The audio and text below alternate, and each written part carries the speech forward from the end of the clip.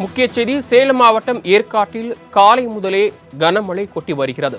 இது குறித்த கூடுதல் விவரங்களை வழங்குவதற்காக செய்தியாளர் பகவத் நினைவில் காத்திருக்கிறார். பகவத், தற்போது மழை கொட்டி வரும் நிலையில் சில தனியார் மற்றும் அரசு பள்ளிகளில் குழந்தைகளுக்கு சிறப்பு வகுப்புகள் நடத்தப்படுவதாக தகவல் கிடைத்திருக்கிறது.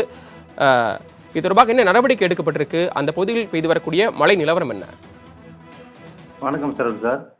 சேலம் மாவட்டம் ஏற்காட்டில் இன்று காலை முதல் ஏற்காடு மற்றும் சுற்றுவட்டார பகுதிகளில் பனிமூட்டத்துடன் கூடிய இடைவிடாத மழை பெய்து வருகிறது. இந்த பனிமூட்டத்தால் ஏற்காடு முழுவதும் கடும் குளிர் நிலவி வரும் நிலையில் இந்த மழையால் ஏற்காடு உள்ளூரில் சேர்ந்த கூலி வேலைக்கு செல்லும் தோட்ட தொழிலாளர்கள் மற்றும் கட்டிட தொழிலாளர்கள் வேலைக்கு போக முடியாமல் வீட்டிற்கு முடங்கியுள்ளனர். இதனால் உள்ளூர் மக்களின் இயல்பு வாழ்க்கை மிகவும் பாதிக்கப்பட்டுள்ளது. இந்த நிலையில் இன்று ஏற்காட்டில் உள்ள சில தனியார் பள்ளி மற்றும் அரசு பள்ளிகள் படிக்கும் பள்ளி குழந்தைகளுக்கு பள்ளி நிர்வாகத்தினர் சிறப்பு வகுப்புகள் நடத்தி வருகின்றனர்.